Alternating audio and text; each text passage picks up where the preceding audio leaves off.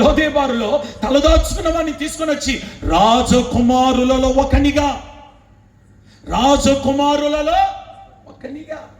తీసుకొచ్చి అక్కడ కూర్చోబెట్టినాడు.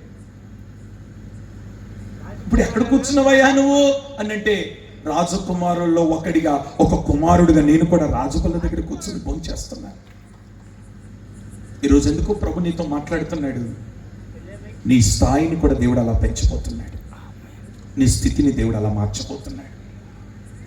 నేను పేదదాన్ని, నాకంటూ దిక్కు లేదు, నా పరిస్థితి ఇంటే, నాకంటూ మంచి రోజులు రావు, నేను ఒక ఇల్లు కట్టలేను, నేను ఒక స్థలం కొనలేను, నా పిల్లలకి వివాహం చేయలేను అని నువ్వు అనుకుంటున్నావు.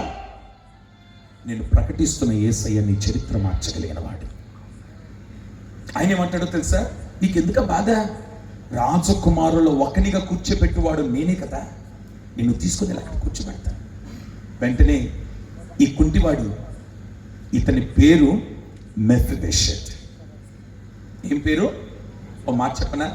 అప్పటి వరకు కుంటివాడు రాజకుమారులో ఒకనిగా చేర్చబడి రాజ బల్ల దగ్గర కూర్చున్న తర్వాత కుంటివాడు కాదు, మెఫీబోషెత్. ఇప్పుడు ఆ మెఫీబోషెత్ అన్నమాట ఏంటంటే, ప్రభువా, రాజా, నేను ఏ పాటి వాడినయ్యా? నేను ఒక చచ్చిన కుక్క లాంటి వాడిని కదా, నాకా ఈ ఘనత? ఒక మాట చెప్తాను, ప్రతిరోజు నీ స్థాయిని నువ్వు జ్ఞాపకం చేసుకో. ఏ గుంటలో నుండి తేవబడ్డావో, ఏ పరిస్థితుల్లో నుండి బయటకు వచ్చున్నావో ప్రతిరోజు జ్ఞాపకం చేసుకొని, అయ్యా, ఎక్కడో ఉన్న నన్ను ఈరోజు ఈ స్థాయిలో నిలబెట్టినవే నీ కృప, నీ కృప. చాలామంది చేసే పొరపాటు ఏంటంటే, దేవుడు ఒక్కసారి ఘనపరిచిన తర్వాత స్థాయి మర్చిపోతారు, స్థానాన్ని మర్చిపోతారు, స్థితిని మర్చిపోతారు. ఏమంటే ఇవన్నిటిని మర్చిపోయి ఇక వాళ్ళు ఏం చేస్తున్నారో కూడా అలా అర్థం కాదు. నేను అంటాను, ఈ మెఫీబోషెత్ అన్నాడే, అయ్యా, నేను చచ్చిన కుక్క లాంటి వాడిని, నాకా ఈ వాక్యం? నేనంటాను, ప్రతిరోజు దేవుడిని కారిచ్చినా, మేడమెత్తలు ఇచ్చినా, ఉన్నతమైన స్థానంలో పెట్టినా, పెద్ద వ్యాపారమైనా, ఉదయకాలం లెగగానే నేనేమై ఉన్నానో నీ కృప మాత్రమే. ఎనలేని నిన్ను గొప్ప చేసిన దేవుణ్ణి ప్రతిరోజు జ్ఞాపకం చేసుకో. ఓ మార్చి ముగించేస్తాను. ఇలాగనే గుంటూరులో ఒక సంస్థలో వాక్య పరిచర్య చేయడానికి వెళ్ళాను. వెళ్తే వాక్యం అయిపోయింది, వెనకాల ఒక పెద్ద ఆయన కూర్చున్నాడు. ఆయన లేచి వచ్చి నన్ను గట్టిగా పట్టుకొని కౌగిలించుకొని నాకు ముద్దు పెట్టి, అయ్యా, నేను ఈ సంస్థకి దైవజనుని, మీకు మాట చెప్పాలయ్యా. ఇదే గుంటూరులో ప్రారంభ దిశలో మేము ఇలా సభలు ఏర్పాటు చేసేవాళ్ళం. ఈ సభల్లో ఒక వ్యక్తి, ఒక యవనస్తుడు ఒక బ్యాగు తగిలించుకొని వచ్చి అందరికంటే ముందు ఆ పక్కన అక్కడ కూర్చునేవాడు. నేను రాగానే నా దగ్గరికి వచ్చి, ఏమండి పాస్టర్ గారు ఒక పాట ఇస్తారా నాకు అని అడిగేవాడు. అడిగితే పాప ఆ యవనస్తుడు కోరికను ఎందుకు తీర్చకూడదని ప్రజలు రాకముందే బాక్స్లో ఆన్ చేసి సౌండ్ చెక్ చేయడం కొరకు ఆయన మైక్ ఇచ్చి పాడుమనేవాళ్ళు. అలా వరుసగా ఒక 5 సంవత్సరాలు వచ్చినాడండి. ఆయన రాగానే పాపం పాట అడుగుతాడని ప్రజలు రాకముందే పాట ఇచ్చేసేవాళ్ళమండి. 5 సంవత్సరాల తర్వాత ఇంకా ఆయన రావడం మానేసుకున్నాడు. ఆ తర్వాత ఇంకా రావట్లేదు కదని మేము కూడా వదిలేసినాం. సరిగ్గా 25 సంవత్సరాల తర్వాత అదే వ్యక్తిని మేము ఒక స్థలంలో చూసినామయ్యా. ఆయన ఎక్కడున్నాడో తెలుసా? గుడారాల పండుగల్లో ఒక గొప్ప అభిషిక్తుడిగా, వర్తమానికుడాగా, లక్షలాది ప్రజలకు దీవెనకరంగా వాడబడుతున్న దైవజనుడు యేసన్న గారయ్యా. బ్యాగు తగిలించుకొని ఒక పాట అడిగితే ప్రజలు రాకముందే పాటించినారట ఆయనకి. 25 సంవత్సరాల తర్వాత దైవజనుని వెతుక్కుంటూ వెళ్తే ఎక్కడున్నాడో తెలుసా? గుడారాల పండుగలో వేదిక మీద కనబడుతున్నాడు ఆ దైవజనుడు. ఆయన దగ్గరికి వెళ్ళి, మా సభలలో వాక్యం చెప్పడానికి వస్తారా అని అడిగిన రోజులు ఉన్నాయి అయ్యా. ఆ చెప్పిన మాట ఏంటో తెలుసా? ఎక్కడో ఉన్న కుంటివాణ్ణి ఈరోజు సింహాసనం మీద దేవుడు కూర్చోబెట్టినాడయ్యా. ఒక ఉన్నతమైన స్థానాన్ని ఇచ్చినాడయ్యా దైవజనుడికి. మేము ఆ సన్నివేశాలు ఆలోచన చేసినప్పుడంతా మాకు భయంకరమైన వచ్చిందయ్యా. అయ్యో, మా దగ్గరికి వచ్చి పాట అడిగితే ప్రజలు రాకముందే పాట ఇచ్చినాం కదా. ఇప్పుడు ఆ దైవజనుడు ఆయన దిక్కుమాలిన స్థితిలో ఉన్నవేని ఈ సింహాసనం మీద నా దేవుడు కూర్చోబెట్టింది. అది చూసినప్పుడు మా గుండెలు పగిలినట్టు ఏడ్చినమయ్యా. ఆ దైవజనుడి దగ్గర మోకరించి మేం ప్రార్థన చేయించుకున్నామయ్యా గుడారాల్లో. వాళ్ళు చెప్పిన సాక్ష్యం నేను అంటాను, ఒక దైవజనుడైన యేసన్న గారిని ఉన్నతమైన స్థలములో నిలిపిన దేవుడు పక్షపాత కాదు కదా. నీ జీవితాన్ని కూడా అలా మారుస్తాడు కదా. ఆమేనంటారా? మార్చడా? మారుస్తాడా? మార్చడా? ఏదో ఒకసారి మోకాల మీదకి రండి. కింద ఉన్నవారు, కుర్చీలు ఉన్నవారు అందరూ ఒకసారి నిలబడండి చూద్దాం.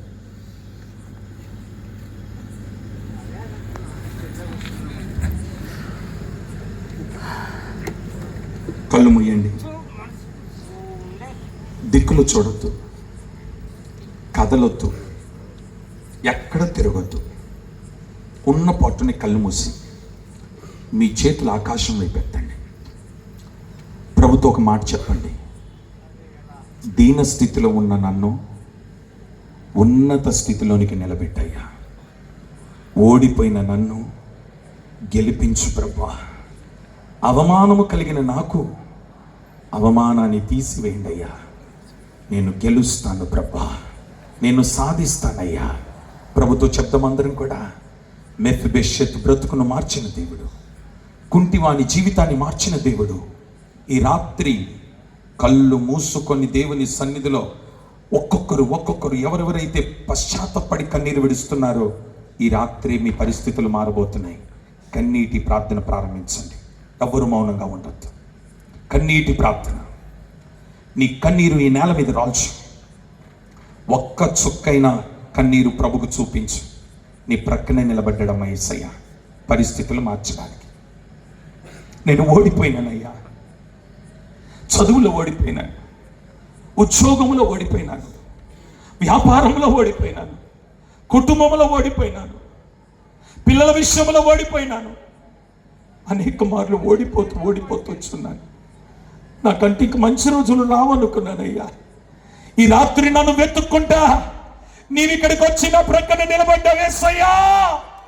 గట్టిగా పట్టుకో యేసయ్యను, గట్టిగా పట్టుకొని ప్రభువా నన్ను బ్రతికించు, నా స్థితిని మార్చయ్యా, నా పరిస్థితులు మార్చయ్యా, నా దీన స్థితిని మార్చయ్యా. నేను మరలా నీ సన్నిధిలో నిలబడతానయ్యా. ప్రభుతో ఒక మంచి ఒప్పందం చేద్దాం. నీ సన్నిధిలో నిలబడతానయ్యా.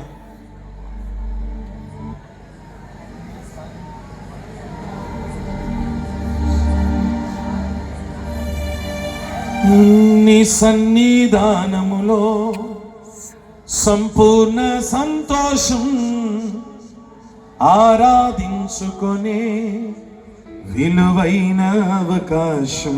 మరలా నీ సన్నిధానములో సంపూర్ణ సంతోషం, ఆరాధించుకొనే విలువైన అవకాశం. నాతో పాటు కోల్పోయినవన్నీ నాకు ఇచ్చుటకును, బాధల నుండి బ్రతికించుటకును. చెప్తాం అందరం. కోల్పోయినవన్నీ నాకు ఇచ్చుటకును, బాధల నుండి బ్రతికించుటకును. నీవే రాకపోతే నేనేమైపోదును, నీవే రాకపోతే నేనేమైపో. స్వరమెంది గట్టిగా. నేనుండలేనయ్యా. కొంచెం గట్టిగా పాడుతారా? నేనుండలేనయ్యా.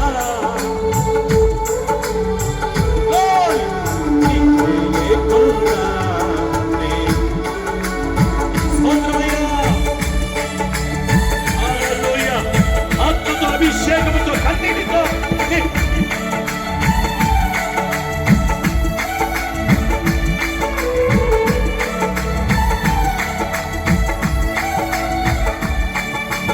ఒంటరి పోరు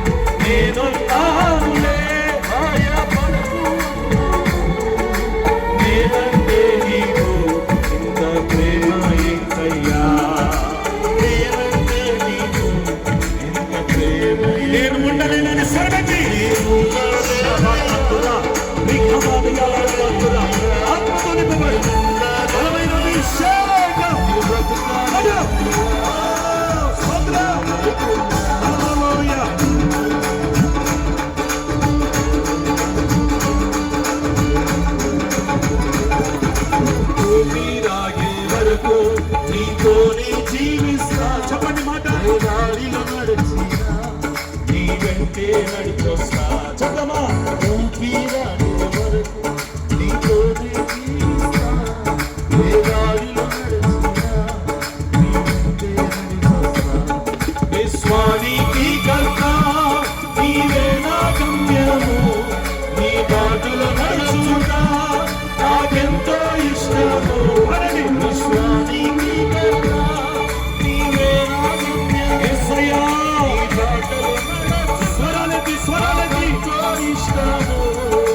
నిన్నందించిన దేవుడే నీ మాట చెప్పండి గట్టిగా. నిన్ను మించిన దేవుడే అన్నిటితో స్వరమెత్తి నేను లేనయ్యా, నీ బ్రతుకోలేనయ్యా, నీ ముందరేనయ్యా, నీ ఆత్మతో నేను లేనయ్యా, నీ బ్రతుకోలేనయ్యా. శబలమతుడా అదిగో అదిగో అదిగో రామయ్య అభిషేకం ఒక్కొక్కరి మీదకి ఒక్కొక్కరి మీదకి ఒక్కొక్క ఒక్కొక్క రామయ్య అభిషేకం రిసీవ్ శబలమతుడా ఆమేన్. అదిగో అదిగో ఉదాత్మ శక్తులు యేసు నామములో పరిపూర్ణంగా ఈ సంఖ్యలు ఊడిపడుగా ఈ కప్పులు వెంబడుగా పొందుకో పొందుకో పొందుకో పొందుకో.